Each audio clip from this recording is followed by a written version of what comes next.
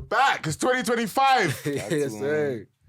I don't know why. Well, we know why we went quiet, but we took a small interval. All of that, little holiday break. you know. But we're back as usual. Mm-hmm. We've got a special guest, Yep. local artist, doing his thing. Yes, sir. How y'all doing? Welcome to the show, broski. How y'all doing? My name Joppa here. Yep. There we go, bro. I'm blessed. I'm very blessed and honored to be here. Thank you. Here you go, bro. So how's things been? How's music? All of this. It's been good. It's been fun. Experimenting with new sounds. Yeah. A lot of people don't know that beyond rap I sing, and I've been getting back into my singing bag. So a lot of Afro fusion, Afro beat, R&B.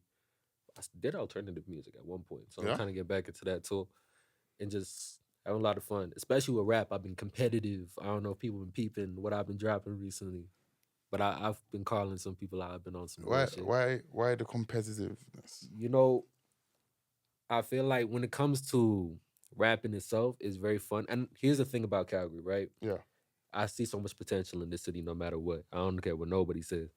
But I know rap in itself, there's always been a reason why so many competitors have been around and why there's been so many great artists, and that's because there's a bar set and there's competition in it. Okay.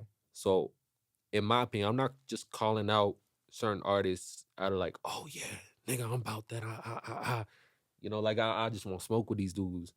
In itself is really just fun competition. It's to set a bar because I feel like Calgary needs a bar set. But are you coming in smoky instantly? All right, cool. Yeah. All right, so who have you been coming at? Because I'm not afraid to drop names. I've mentioned Vlon. I've mentioned Any Entertainment. Okay. I mentioned a few more, and the crazy part about it is like a lot of these rappers. I'm gonna be so real with you. This is why I say you say I'm coming in hot. No. Okay. Be yourself, bro. A lot of rappers. Because I was even talking to an artist that you reposted recently. I saw him at the Fresh Out the Trap event. The guy that put out there. Sandy, yes. He came up to me, said it was good, and like I peeped what he did too. It was cute. Yeah. And at first, like, he dapped me up, and I told him about it. I'm like, bro, why didn't you diss me? And he was like, he kind of looked at me a little weird at first, but I was like, bro, like, you ain't put the time in yet, bro. But then there was a look of like understanding. He was like, oh, you get it, because even him, he wanted to be competitive, and he mentioned how a lot of rappers hit him up after and was like, oh, you're hating this, that, and the third. No, but this is here's the problem with that situation, bro. Yeah. It's not the fact that anyone was hating on him or whatever, and he might take this in a way, but we don't know him. True. So, like, how are you going at we don't know you. But on top of that, like, what he did was not up to par to be aiming at the people he was trying to aim I ain't gonna lie, I told him that. And that's the thing. So I understand he done what he done because it was like, okay, I want to reignite the whole spark and the competitiveness of whatever. But it's like, again, in that sort of, when you look at diss tracks or you look at, that sort of, even I said to you at one point, you need to be super direct, you need to be saying certain things, whatever. The only thing I'll say to that sound guy, and I say it so you can hear directly, you use a conductor, Yeah. Use a conductor beat. Yeah. You sounded like Griselda. He did not sound like Griselda. Why you sorry. Griselda like that, my brother? Let me. Yeah. Your influence, I could tell who your rappers are. I don't know who you are. So when I know who you are as a rapper and as an artist, I can understand, but because you've popped up and it's like, oh, you're aiming at this. Because I wrote instantly. Yeah. I was the first to say, Prophet, no. Now. within 6 hours. The man, I'm like, bro, leave it. It's not. And I'm like, no. But this is the thing. It's hip hop. And I get hip hop. Yeah, and then I get it. But and the bro, thing I'm like, the thing is, when you do things like that, you got to be more strategic with the approach. You can't just jump out the window with the first thing you want to write, bro. That's for sure. But that's the thing. Because you saw, I was like, no, fuck it, let's get it done. I want to get it done now. I'm writing something now. Right. But then when I really thought about it, and I thought, he hasn't done the work. Hell no, bro. He hasn't done the work. And it's like, I DM'd him as well, and we had a conversation. It's not for the camera in that, but it's the same sort of thing where I was like, bro, you got stuff that you need to do first, bro. That's true. There's plenty of other artists in the city that you could have aimed at. Yeah. Do you understand what I mean? That's That would have responded and it would have been a nice little back and forth for your tier level. Yeah. But yeah, man, relax, man. What's going on? But I'm gonna be real. Like the only artist I think that really responded was Taleb's son, right? Or like he went by Cash Money Cream at one point, right? Yeah. Yeah. Well, that's his IG that's name. his, He like, went by Young Poppy Bonito. Young Poppy Bonito. And I've heard some of his stuff too. He's collaborated with people I know. I didn't really like his response. Why? I'm big on like, because when I say the fun to it, there's fun in being able to skillfully like top someone. You know what I'm saying? Pause. Pause. Whoa. Whoa. That was wild. Whoa. Hold on there. Rewind, my nigga. Let's resume. Go on. Okay. To skillfully outdo somebody lyrically. Right. There we go. There we go. Don't clip me. But it wasn't like that for me. Because even with me, I'm pretty sure you guys, I don't know if many people peeped, like even, I could use myself as an example, the shot that I took at like Annie, I put in my snippet for what I was going to perform for the Cowboys opener. But I said like, I used the song lyrics. I said, call somebody for backup. Anyone can get it. You're going to have reflections on actions in which you never did it. Nights like this, I'm hoping someone starts with me so I can did it. Sparring through the larynx, not sharp enough to have you beheaded.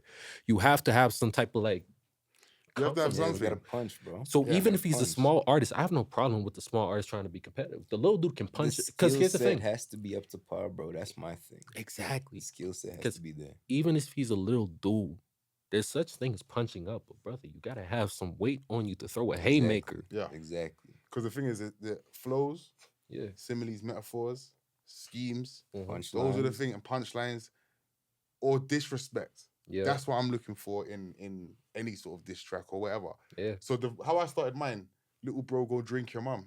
You know what I mean? I'm telling you something. Right. I've always said this. I go lie. It's the truth. It's like, again, Yeah. if you're gonna say something about me, Yeah. I'm gonna say something back to you. You understand what I mean? And it's like, again, you have to be witty, smart. You said, tell the UK guy to square up. I said, talking about squaring up, I got a box for you. Little things, you have to be, it's the wordplay and how you put things. So if you're gonna, just for me, if you're gonna put out a diss track or a response or whatever, it's gotta make sense. It's gotta make sense. It's not taken away from Puppy or San, because you know what, San, I give it to you, pause. You know, you got people talking in the city. Yeah. You know, he made things wake up a see little what bit. he was trying to do. The thing, and even when he drops it, bro, I'm like, I respect the effort.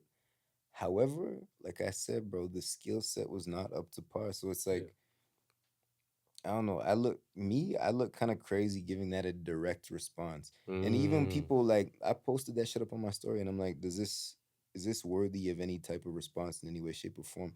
No. Majority of people were like, no. And then somebody was like, it's not even worth the instrumental. Like, give him like a little half little bar that's like a little subliminal or whatever the case is. And it's like, bro, yeah, I respect the attempt. I honestly do. But it's like, your shit needs to be up to par if you're trying to aim at people who have been doing this shit from time, bro. That's real. And then take the advice as well. Because even Seraphin said something to him about, this is not the correct way to come at certain people, especially if they're in a certain higher level than you, or they've got certain things. You could even have a conversation. I understand 50 done how to rob. What else was there? I know a couple artists in the game have always tried to do certain things, but in Calgary scene, and then even in terms of what Seraphin was saying, bro, he's like, dog, there's bigger fish to fry out here, you know. In terms of like, bro, you spoke on this Cowboys opener show. I think that's some of the most ridiculous shit I've ever seen in my life, to be completely honest. The way they conducted the Cowboy show, the Cowboy opener thing, where they'd be trying to get people to open for the headliners events. Yeah, bro. So what do you have to do? So okay, for somebody, because you probably did it too, right? I've never done that. Okay. So I can explain some of the guidelines, because when I came in there, I already knew a little bit. They didn't allow cursing, right? Which at first I thought was weird because. All right. So wait. Pause. Yeah. So this is if you want to perform at Cowboys. This is for the auditions Cowboys, like, in itself too. Festival during Stampede. Okay. This is for the auditions. Okay. So the first thing, Your set has to be under 8 minutes. Anything over 8 minutes, they deduct 10 points, I'm pretty sure. You can't cuss. And then you also have to do a cover song in your set. Why do you have to do a cover song? Did Bryson Tiller do a cover song? Bro, no, I think Sexy Red was the only one out of all of them that did a cover song. Sexy Red did a cover song. Bro, she did the what the fuck? It You wasn't see, Miley this Cyrus is- or Carly Rae Jepsen. She did Lord some shit have like that. mercy. She posted on her Twitter. Shout out to Sexy Red. I fuck with Sexy Don't Heavy. I kinda fuck with the Don't music. say it. Don't start. I We not, like we that. not having this Listen. conversation, bro. I fuck with Sexy We not Heavy. having But this anyway, we're gonna conversation. move on. We're gonna move past Hey, it. But man. so you have to do a cover, no cursing, under 8 minutes. Right. And I appreciate there was like other things, but to be honest, I didn't need to worry about that. So what I did is like, even though I already knew I felt like those guidelines were kind of BS, I still find a way to do it. Mhm. So I had basically, you guys know I had the original Sandman. Yeah. I started off with actually the second version of Sandman. I have another Sandman out there, which is actually where I mentioned the whole anything, and I call out a lot of other people in that song. Okay. So I started with Sandman. Then the second verse of Sandman actually transitioned to the first part of TV Off by Kendrick Lamar. Yeah, peep that. Transitions into the second part of TV Off, which is the actual cover that I would be doing. Yeah. And then at the end, I actually ended off with a little Afro fusion song I got called Henny and Patron. So I kind of found my way around it to still make it impactful and entertaining to where I would have like, if I were to even perform that at Stampede without the cusses, it would still rock the crowd. Did you get it? No, I didn't even get in, bro. See, this is the thing. Do you think they give other genres this sort of guidelines? Hell no, No, dog. bro. Not a fucking chance, bro. Mm-mm. And this the other thing too. It doesn't make sense to be doing covers in hip hop. A remix, maybe, but a cover that doesn't make sense, bro. This isn't a genre where like that's like, to be honest, a cover is like it's like biting, bro. That's not what this genre is about. That's not what this culture But is like about. bro. I've said to you, bro. So the bigger question is this: Who is the committee over there? I have no idea. Does the committee look like us? Most likely not. Probably not. Okay, so again, we just had the NMC talk, yeah, where I went up and spoke, and one of the things I said, and I've said it before, we need people that look like us in those sort of positions, because they, not to say that they don't know what they're doing, but if we're from the culture, it would make sense that we get the jobs for the culture. Right. Do you understand what I mean? So it's like, if there's a hip hop show, someone from the culture should be doing it. Yeah. You know, it's stuff like that that I still find that's a bit, that they know what they're doing. You know, like they know what they're doing, but I They feel know like what they're doing, but they don't know what they're doing. You feel me? And also they're not tapped in because it's like, okay, granted, there's a quote unquote hip hop quote unquote scene in Calgary, right? But then there's individuals who maybe haven't made the necessary noise to reach these certain rooms and these certain audiences that would, you know, be the decision makers for these various things. But it's like at the same time, if you're seeking individuals to be openers for something, I think it's your job as an organization to at least be slightly aware of the individuals who are creating that brand or that genre of music. You know, like you can't just, because in all honesty, to me, it's like the same thing with a lot of individuals when they try to get openers for these various shows. They want you to pay your way to be an opener. They want you to buy tickets and then sell them, and then you get to keep a percentage of the profits. And then it's like they're just utilizing you for the short term, ensuring that they can get enough, you know, individuals in the audience, and then they could care less about what happens next. I'll say this, and again, I know how Calgary takes it, but I'm just gonna be very transparent with this. I was supposed to do a show in December. Okay. Yeah. And it was the same thing where they were like, oh, Jay, you're going to be a judge, WH, blah, blah, blah. And then when it came out, it was like, oh, for you to participate, you have to sell tickets. So instantly, I was like, and I had artists phoning me because they're like, Jay, I thought you was against that. And I'm like, I didn't know anything. I just thought it was but because no one was selling tickets, like the event holders, they didn't even contact no one. So me, Shay Michael, one of that were in DMs like, shit, is it today? Are we we didn't know if it was happening. No, they didn't tell us anything. So it was just like, because they wasn't selling tickets, or sorry, because the artists weren't selling tickets, the event didn't happen.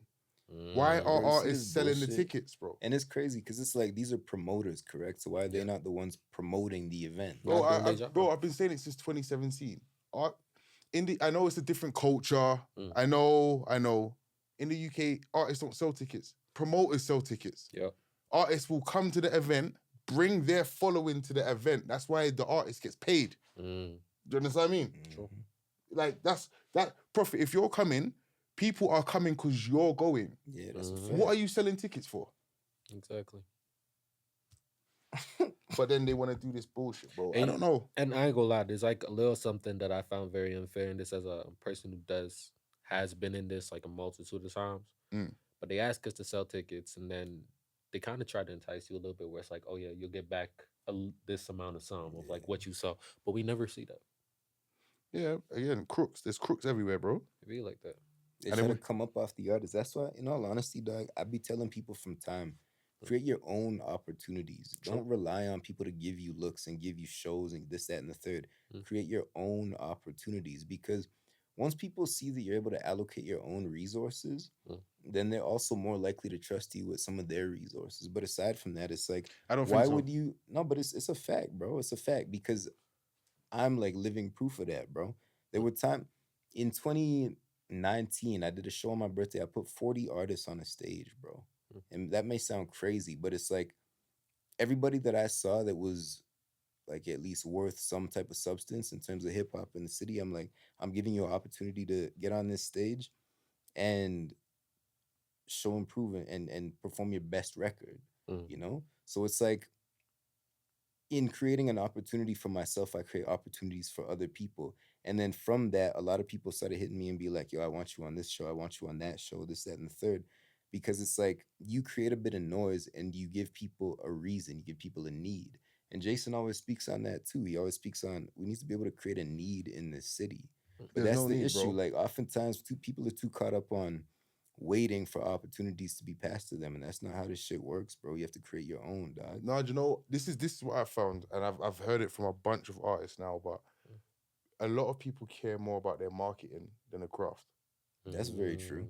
Oh, very true. what are we doing? The promotion. Have we got Yeah, the merch? rollout, all Have that. we got this? They haven't even got the songs recorded. Yeah. Mhm. Do you understand what I mean?